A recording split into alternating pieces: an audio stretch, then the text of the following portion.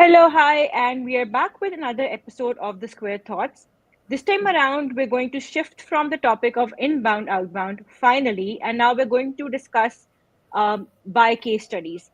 So, we've worked quite a lot in the education sector, specifically for EdTech as well. With me is Qanaita Mehmood, who's led one of our most challenging EdTech projects. Hi, Qanaita, how are you? Hey Zunaira, thank you so much. Thank you so much for having me here. So I'm really looking forward to talk about the ethic marketing experience we had, and I think that will be really insightful for our audience, specifically those who are involved in marketing and more specifically in ethic marketing. So I think let's start off.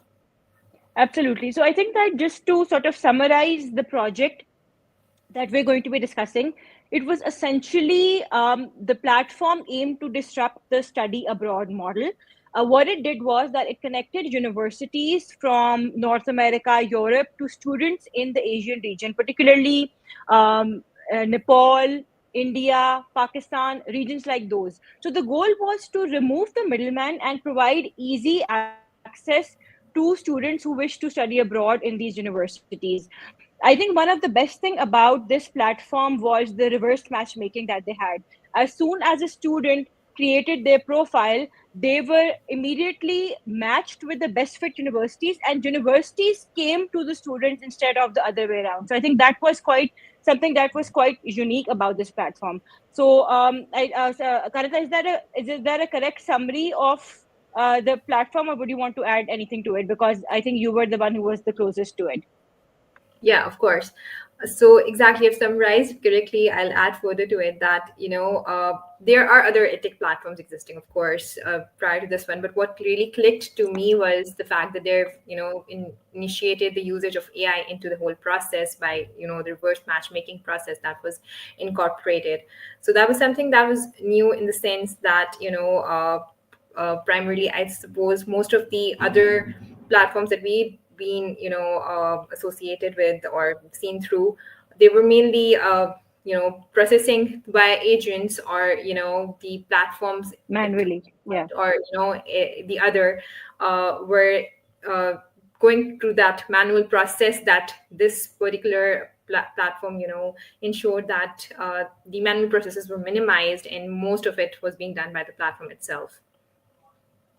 No, no, I think that you've explained it very clearly. So I think let's talk about the value proposition for both students and universities. I believe for students, it's quite clear that we remove the middleman, so the agents that charge them large amounts of money just to sort of shortlist universities and connect them with universities. This platform aimed to remove the that additional middleman from the equation. So for students, again, I think the value proposition is quite clear, especially because for students it was a free of cost model. Exactly. They just had to register themselves and then they could access the platform. Of course, they had a few premium packages as well, but essentially the platform was free Yeah. for students. Now, talking about universities, can you let me know what was in it for the universities which really attracted them towards this platform? While the middlemen you're talking of were charging hefty amounts to students, they were on the university front. They were charging about 10 to 20% of the tuition fee, which is again a huge sum. So while this particular platform was just charging them a fraction of that cost and providing them with nurtured leads in a very mature way where they could have direct access with the lead as well. So I think that reliance of the middleman was being removed through this whole process, and the universities again, they were saving a huge sum of money in there, so their interest was again valid, and likewise for the same for the students. Of course, for them it was totally free of cost. So it was, I think, a subscription model for the universities, either monthly or yearly, and the costing for that subscription was negligible in comparison to what the agents were charging. No, no, absolutely. I think that we might be revealing a few industry secrets while we're during this discussion. But yes, so agents charge universities, I think at least 10 to 15% of the tuition fee once the students start studying. Here, what they were offering were paper lead, and the cost for those leads was quite for those qualified leads was very, very minimal as compared to, let's say, 10-15% of the tuition fee that agents usually charge. So I think that it was a win-win for both the students and universities in this particular case, right? Exactly, exactly. I think that we've sort of clarified the business model and the value proposition quite clearly. Now, talk about when this particular client approached us and asked us to help them with their marketing. What were the main marketing challenges that they were facing? If you could walk us through that. So, yeah, so we had this platform in place, but the main dilemma at the stage where they approached us was, there were no leads in their funnels. Like, there were no students on the platform, there were no universities on the platform. So, to bring those two key elements onto the platform was the tasking that we had to, carry on our shoulders. And I think we did a great job in there, Zunaira. No, no, absolutely. So I think that Kanita has put it very, very bluntly that their main issue was that they had no traction. So the platform was there, but they had no idea how to go to market. And bear in mind that this is a multi-end platform. At one end, it's B2C, where there are these students who are located in the Asian region, and on the other hand are these universities who are located in North America and Asia, and that's a B2B model. So it was a very, very complex model that they were following. And yes, when they came to us, essentially they had no leads, and also kind of they had no funnels in place as well, right? So Exactly. there was, it was just the platform, and then they had no idea how to go to market, right? Exactly. All right. So I think let's talk strategy, Karita. So where did we start? If you could walk us back, what was the first thing that we tackled? I think the key thing that we do with most of our clients again is to build the marketing strategy and do them, diligently do the marketing research for them. So we did the same, initiated the same for them as well. And, the first thing that we identified was that they need to have two distinct lead pipelines, one on the students' end and the other on the, university's end.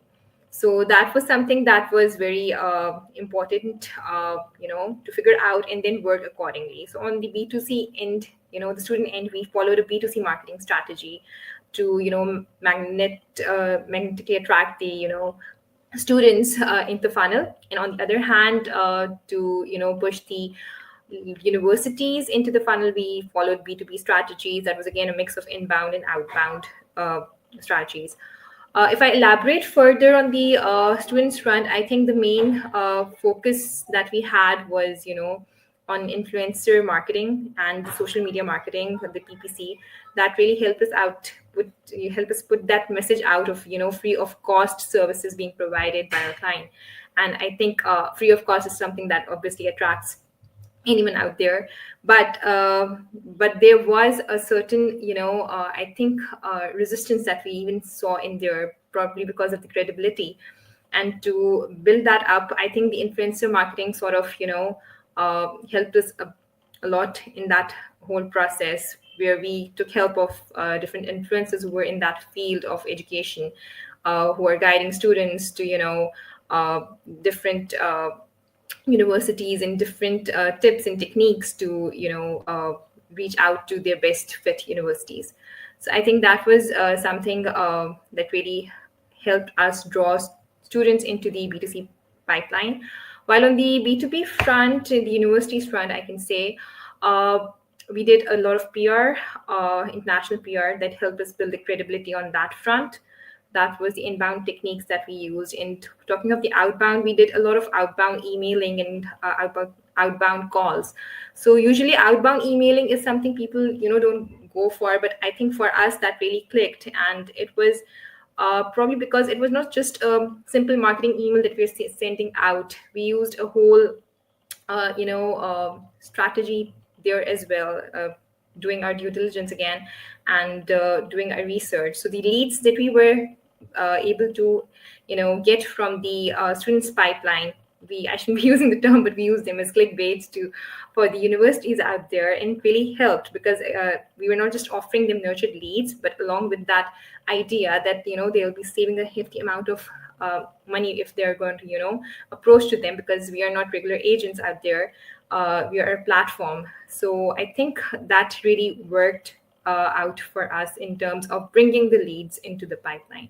So the next steps, again, it was not just about bringing them in, but then we had to connect them Connection. as well. So Yeah. yeah, that was the next step, I think, that we need to further discuss as we move forward. So No, Zunair, absolutely. I think that, yeah. No, I think that you've very, very accurately summarized it. And as you said that, bringing the leads in was one part. Um, I think previously, before we started, before we were engaged with them, they had been running a few PPC campaigns, but even then they were not getting conversions. And as you rightly pointed out, one of the main reasons for this was lack of brand awareness. So when we set up those influencer campaigns and we curated influencers that had an active community, we saw that hesitation was also overcome, and they started getting excellent results from PPC, especially from a B2C perspective. Now, from B2B, obviously, we had to rely heavily on the cold email strategy that you have already referred to. But then again, bringing those leads in was just step one.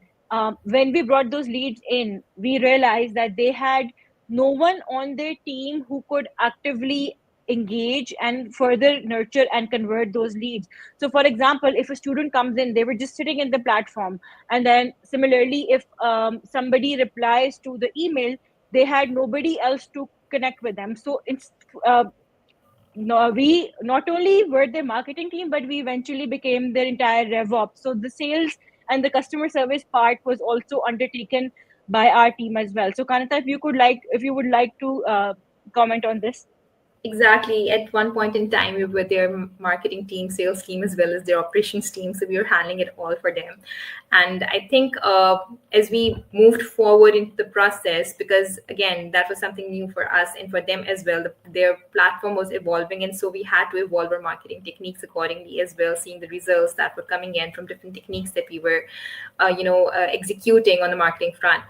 So I think as we moved forward into this whole process, we got to know that which things is working, and which technique is more engaging on the B2C front, and which is more engaging on the universities front. But again, then I feel that there was another problem that we faced while we thought that we had the grip on this, because this was not just this platform was not just meant for a particular region, it was a global platform.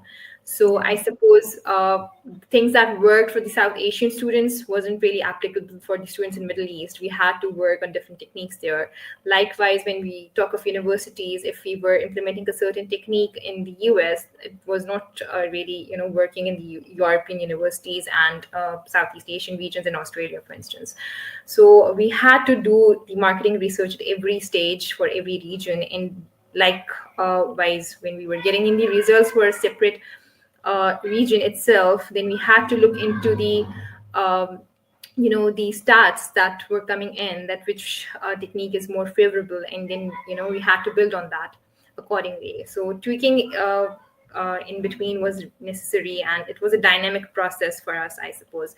It was not something that we have decided that we'll do this and we kept on doing that, and that solved the problem for us. It wasn't like that. No, no, absolutely. It was not, it was a multi-user, multi-location platform, and every location had different dynamics, and we had to study those and implement those to see what works best. So I think that it was quite challenging. And it was also something that was like there was a huge learning curve, but I do believe that we were able to actually create impact. And Karanta, I think that brings me to my next question that um, what were the key results of this campaign? Uh, well, the leads that poured in for us, that was, I think, the key successes that we managed to, bring on the table in terms of both converting the universities for our client, as well as bringing in thousands of students. I remember there was a point in time that uh, there was such a huge influx of students into the whole pipeline that they were short of the operations, and we had to jump in, like you mentioned earlier. So what we learn in from this is that the key thing is that we have to evolve our strategies in terms of marketing. It cannot be, again, one shoe fits all. That doesn't really work, and we need to be up up on our toes all the time, working it around for the client, letting them know that, okay, this is what you should be doing, and this is what we were not just there to, execute an ad and run that. It was more than that, because we were there as strategists as well overall, and, managing it for them and guiding them throughout, which usually marketing agencies don't do, but we do, probably because we take our clients as That, partners. that's how we roll, right? So we actually became their CMO slash marketing partner. So I think that that was and I think that that's how we work with all clients, right? We're not only just concerned about our results, but we're also very concerned about how they tie with the overall company objectives. So I think that over the period of 2 years, Kanta, I believe you have a slide. If you could quickly just showcase that what were the results at the end of the 2 years effort that we did. And please do bear in mind that when we came in, they had nothing on the platform. There were no leads and there were no funnels. So Kanata, if you could just quickly share your screen and walk us through the key results, that'll be awesome. Exactly. So this is like 20,000 plus students, I think, and we further built on it afterwards as well. And then 7,000 plus schools that we managed to bring on the platform. And we were not just, as mentioned, it was not something that was specified for a particular location. We were targeting different locations, not just for universities, but for students as well. So, yeah. And this is not just it. Let me just, I hope this will be more visible now. And because of these results that poured in through our marketing efforts, they had an initial funding, and that was, so satisfactory. The results that came in, that the VCs showed interest, and their pre-seed funding was, up to a mark of 900% increase. So they had to basically, obviously, show something in their engagement to pull in more funding, and our efforts really helped them in that aspect as well. No, absolutely. I think that these are great. This is great stuff. So the traction that we gained for them, it had two benefits. A, they started generating revenue, of course, by onboarding these universities, and B, the company valuation by the VCs was there was a 900% increase in that. So I think that the results for them were overall very, very impactful and successful. I think, Anita, we have explored the challenges, the strategy we've developed, the fantastic results we've achieved for this particular platform. There are a lot of tech companies out there who are struggling with their marketing. If there is one piece of advice that you would give to these companies, what would it be? Well, the first advice will be for the platform itself. This platform was offering something unique. So they should always look into building up on their product itself, and, building on it in a way that is, offering something that is new, and pulls in the audience out there, and has their marketing team involved in, give them something to offer as well, to stand out basically. So that's one thing. But on the marketing front, if I talk of, then they should not just restrict themselves to a particular strategy that we've been talking of. You need to be flexible. You need to give room to your marketing team. You need to give them space, and you need to trust them, because things do take time. Our client did trust on us, and because the results did not come overnight, of course. Inbound techniques, obviously, they take a lot of time, and it did. But once they start working, the results, you have seen yourself, they are incredible, and it can take you to new heights. So you should always be ready for change. Always be ready to, incorporate different techniques, newer techniques, because the market is evolving, and so has to be the case with the marketing techniques as well.